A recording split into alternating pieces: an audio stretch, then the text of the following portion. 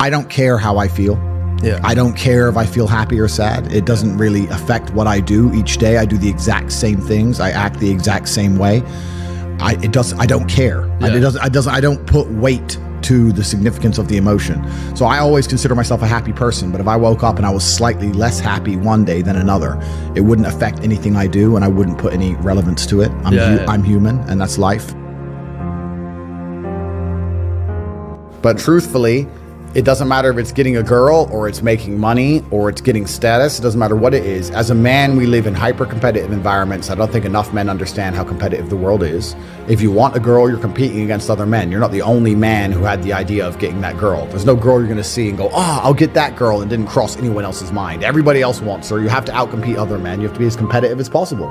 You have to be as successful as possible in all realms. You have to be as good-looking, as funny, as smart, as spontaneous, as interesting, as charismatic, as rich as possible. You need to try very hard to be your absolute best. And as you become a better man, you'll crack through different tiers of attractiveness, and eventually you get to the top and you'll be able to have any girl you want. But the truth is, I have a lot of guys ask me, similar to your question, a guy will come to me and go, how do I get a girl?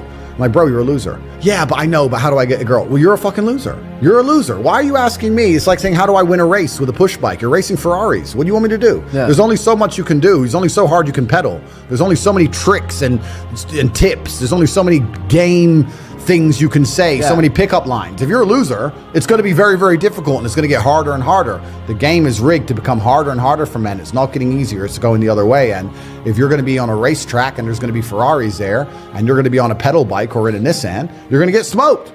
That's the game. You have to up yourself. You have to improve yourself. I'm not going to lie to anybody here and say you don't have to improve yourself. You can stay a loser and get chicks, because you can't. I don't understand how many humans function in the world today. I don't get people who don't think like me. I don't understand it. I'm like, well, then how have you survived this long? Life is hard. Life is difficult. Maybe I've just been unlucky, which I don't believe in, but I've had so much trauma and bad events and negativity and stress and all these things that have happened to me, and I've used all of it to be monumentally successful. If I wasn't that way inclined, with the workload that God put on my shoulders, I'd just be in a ditch somewhere. I would have killed myself by now. Like, I don't understand how people are functioning. If you're not thinking like me and you're going through life with any other mindset, you've been extremely fortunate that God smiled on you and allowed you to sit around most of the time doing jack shit, and you have yet to be punished for that. I could never have lived that life. If I was a bit lazy or a bit, or I was a bit of a snake, or if I lied to people, I'd be dead by now. Like, so a lot of these people are just absolutely and utterly blessed by God that they managed to go through life with such a non-competitive mindset, and they're still breathing. Like, I don't understand how people can think any other way. I've spoken to dudes and like, I had a bad couple months. Why? Oh, my girl left me. You've wasted months? You've wasted months over some. Like, you had think of how much God loves you to have given you the grace and given you the opportunity to waste months of human time over some chick. Like, talk about blessed head to toe. If I waste months, empires are going to collapse. I'm going to end up in a cell or dead if I waste months. I have things to do every single day. I can't waste a second. Like, these people are just absolutely infinitely blessed, and their mindset is a product of that, because they're spoiled children. Absolutely spoiled children. If you're going through life with any other mindset besides a hyper competitive one, where you are capable of competing with some of the most dangerous men on the planet in all their forms, me and my network, and also my competitors. If you don't have that mindset, then you have to understand that you are spoiled. You're spoiled by your reality, because there's a whole bunch of people out here daily who fail. There are men out here who fail daily, and they have yet to feel the true consequence for it. They fail to go to the gym when they know they should have gone to the gym. They fail because they forgot their keys and it took them 10 minutes to find them. They fail because they replied to a question they got sent on WhatsApp the wrong way. They fail because they didn't smile when they were supposed to. They didn't say please and thank you to that person who helped them. They fail because they didn't say hi to that girl who's looking at them out the corner of their eye. They just fail perpetually. They go through life missing every opportunity and just failing. And somehow we've built a society which is so soft, and God is so giving and so graceful, that they still have a place to eat and somewhere to sleep, and they're still surviving. That shows how nice God is, because before this society, truthfully, if you were that level of failure, you would be dead. Survival of the fittest. It's survival of the fittest, and none of these men out here are fit. No. Their mindset isn't fit. Their reality isn't fit. They're failures. They're failures, and they're just failing every single day. I'm like, oh, but you know what? Tomorrow I'll go to the gym. You've been failing your whole life. That's all you've done is fail. And then you sit and wonder why people like me absolutely and utterly outcompete you. It is so easy to become a top tier male in the world today because the competition is so ridiculously low. There are 2% killers like me, and everybody else is amateur, head to toe amateur. They can't even pay attention to anything. They can't try anything. They're amateurs. And it's really mind blowing to me because I've tried with all of my computational power to imagine having a mindset different to mine. And I just can't see a reality worth having. I can't see a reality worth living. I can't see how you're going to build a life worth experiencing if you have any other mindset. I can't see it. Yeah. I've never met somebody with a fantastic life who did not completely and utterly believe in themselves. I've never seen somebody massively succeed and they didn't believe in themselves, ever. I've never seen somebody who just allows life to happen to them and become blown off course by some sadness, end up doing massively monumental and important things. I've never seen it. It's never happened. It does, and it's never going to happen.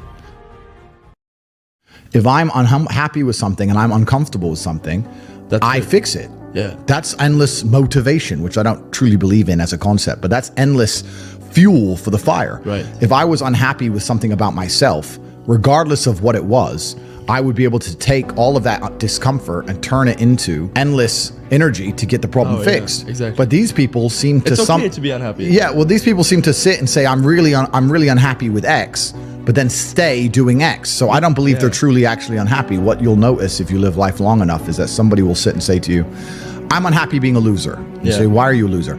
I just sit at home and play video games 7 days a week. And you're like, okay.